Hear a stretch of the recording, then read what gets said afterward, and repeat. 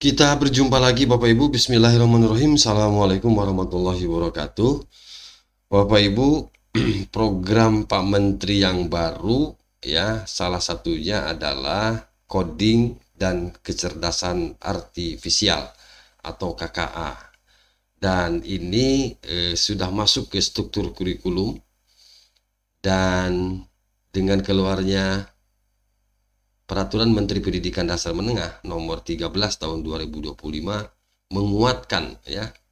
menguatkan bahwa materi coding dan kecerdasan artifisial ini harus sudah mulai berlaku di tahun ajaran 2025-2026 dan menjadi mata pelajaran pilihan gitu ya Bapak Ibu. Baik, saya akan coba untuk berbagi Bapak Ibu, mudah-mudahan informasi ini bermanfaat ya, terkait dengan coding dan kecerdasan artifisial yang sudah harus dijalankan secara bertahap ya, mulai tahun 2025-2026. Baik Bapak Ibu, nanti silahkan disimak ya, semoga ini bisa mencerahkan ya, bisa bermanfaat bagi Bapak dan Ibu sebagai guru ya di satuan pendidikan yang harus sudah mengimplementasikannya.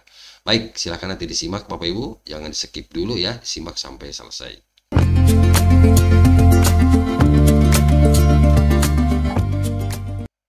Oke, kita lanjutkan Bapak Ibu. Rujukan kita kepada Permendikdasmen nomor 13 tahun 2025.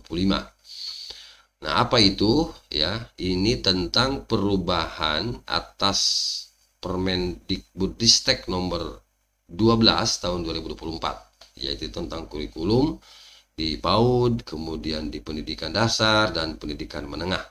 Jadi ini perubahan ya, perubahan dari Permendikbudristek nomor 12 tahun 2024 ya, itu ya tentang kurikulum ya. Nah, jadi rujukan kita sekali lagi Permendikdasmen nomor 13 tahun 2025. Baik, kita lanjutkan Bapak Ibu. Langsung saja saya ke pasal 32A ya, langsung terkait dengan judul tadi ya, coding. Nah, pada saat peraturan menteri ini mulai berlaku, begitu bunyinya, mata pelajaran pilihan coding dan kecerdasan artifisial atau KKA ini diselenggarakan satuan pendidikan pada jenjang pendidikan dasar dan jenjang pendidikan menengah mulai tahun ajaran 2025-2026 secara bertahap. Jelas ya Bapak Ibu? Jadi pasal 32A menguatkan bahwa coding termasuk mata pelajaran pilihan yang sudah mulai diimplementasikan dilaksanakan secara bertahap sejak 2025-2026. Itu ya Bapak Ibu.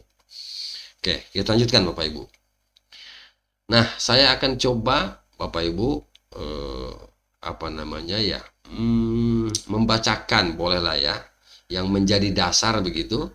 Ini naskah akademiknya pembelajaran coding dan KA. Ya, itu Bapak Ibu. Mengapa Pak Menteri memunculkan ini begitu ya? Nah, baik. Pembelajaran coding dan KA, artinya kecerdasan artifisial, ini bertujuan untuk mengembangkan kompetensi peserta didik sesuai tahapan perkembangannya.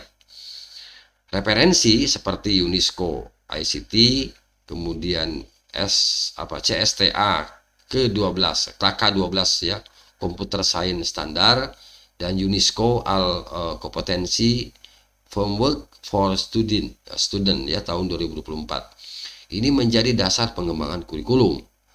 Tahapan penguasaan kompetensi dibagi berdasarkan jenjang pendidikan mulai dari kemampuan dasar seperti pemecahan masalah sehari-hari di SD hingga pembuatan program berbasis teks di aplikasi KA di SMA SMK. Jadi bertahap ya, sesuai dengan kompetensi. Tentu KKA di tingkat jenjang pendidikan dasar dan jenjang pendidikan menengah pasti berbeda ya, sesuai dengan perkembangannya. Nah, penerapan pembelajaran coding ini Bapak Ibu dapat dilakukan melalui beberapa opsi, beberapa pilihan, yaitu sebagai mata pelajaran wajib, mata pelajaran pilihan, atau terintegrasi dengan mata pelajaran lain. Nah, jadi ini apa namanya ya, opsi ini bisa dipakai oleh Bapak dan Ibu ketiganya ini ya. Salah satu mungkin dari ketiga ini ya. Apakah nanti menjadi mata pelajaran wajib, mata pelajaran pilihan, atau terintegrasi dengan mata pelajaran lain. Setiap opsi memiliki pertimbangan sendiri, seperti ketersediaan guru, sarana prasarana, dan beban belajar peserta didik. Oke, ya, sampai di situ mudah-mudahan Ibu paham ya, Bapak. Kemudian, pembelajaran coding dan KA ini dapat menggunakan berbagai metode, seperti pembelajaran berbasis masalah, problem based learning, kemudian pembelajaran berbasis project based learning, pembelajaran inquiry dengan gamifikasi melalui pendekatan internet based ya, kemudian Flugit dan Upflugit. Nah, media pembelajaran yang digunakan meliputi perangkat digital seperti laptop, komputer, kemudian platform digital, modul interaktif, serta alat non-digital seperti kartu dan papan.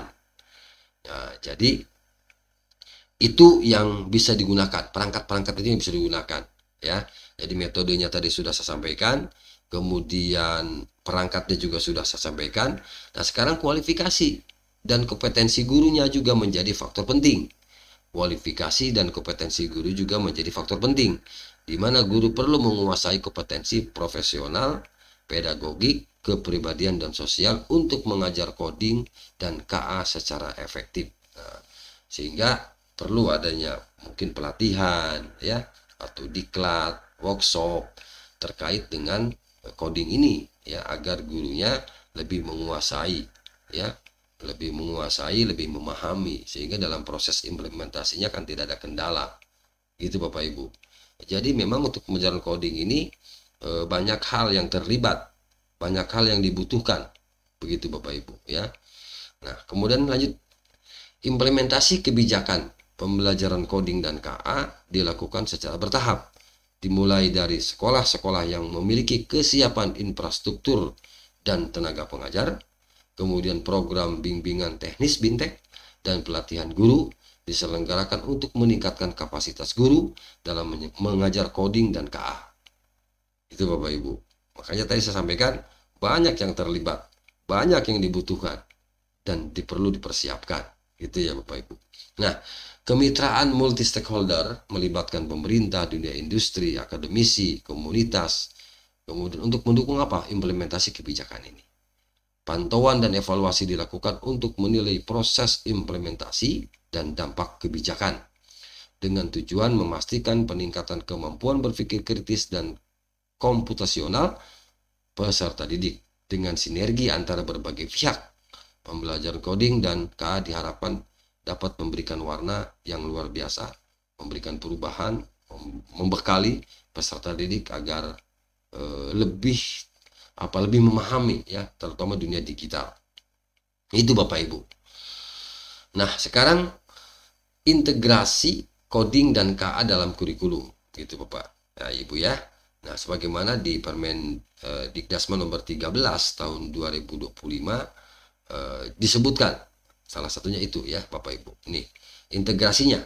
Jadi integrasi coding dan KA dalam kurikulum yaitu menetapkan coding dan KA sebagai mata pelajaran pilihan pada jenjang SD kelas 5 dan 6, SMP kelas 7, 8, 9, serta SMA SMK kelas 10 dengan alokasi waktu 2 jam pelajaran per minggu.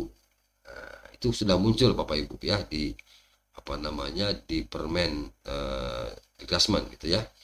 Nah, untuk jenjang SMA kelas 11 dan 12, alokasi waktu dapat ditingkatkan hingga 5 jam pelajaran. Luar biasa ya. Sedangkan untuk SMK kelas 11 dan 12 hingga 4 jam pelajaran. Jadi menyesuaikan dengan struktur kurikulum yang berlaku.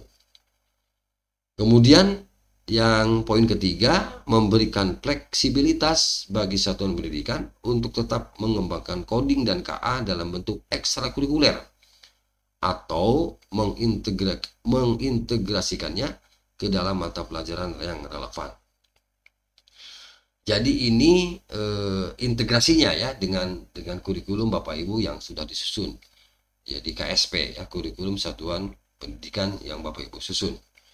Nah, jadi paling tidak di struktur kurikulumnya nanti memunculkan ini ya gitu Bapak Ibu, sehingga Bapak Ibu lebih terjadwal ya, dimana tadi coding untuk di kelas SD misalnya kelas 56 ya, SMP 789, SMK kelas 10, SMK SMA.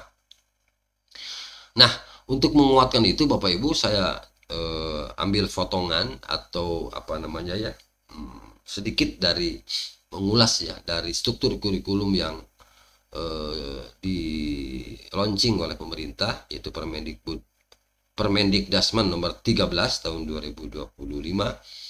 Jadi di dalam mata pelajaran pilihan ini sudah muncul ya. Di sini ada coding dan kecerdasan artifisial. Untuk kelas 5 itu adalah 72 ya, jam per tahun. Nah, sini Bapak Ibu. Nah, jadi ini ternyata masuk ke intrakurikuler ya, untuk coding dan kecerdasan artifisial. Lalu itu di kelas 5. Lalu di kelas 6, nah, ini jumlah jamnya berkurang ya. Di sini ada coding dan kecerdasan artifisial, yaitu 64 jam per tahun. Jadi tadi kalau dirata-ratakan Bapak Ibu, sebagaimana tadi pernyataan di atas nih, yang poin pertama, dengan alokasi 2 jam pelajaran per minggu. Kalau lihat dari struktur kurikulum di kelas 6, tidak 72 kan, hanya 64 ya, mungkin tidak full setiap semester diajarkan, tapi disesuaikan itu ya Bapak Ibu. Nah, ini Bapak Ibu terintegrasinya mata pelajaran coding tadi dengan kurikulum itu Bapak Ibu.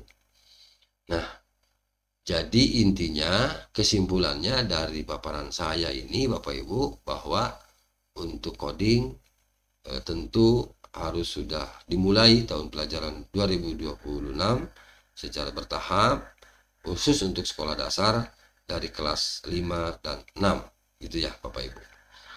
Baik, itu saja Bapak Ibu yang dapat saya bagikan ya, bahwa coding dan kecerdasan artifisial ini atau KKA ini jelas ya tertera di dalam struktur kurikulum menjadi mata pelajaran pilihan dan berlaku mulai tahun ajaran ini. Demikian yang dapat saya bagikan, semoga bermanfaat Bapak Ibu. Terima kasih. Assalamualaikum warahmatullahi wabarakatuh.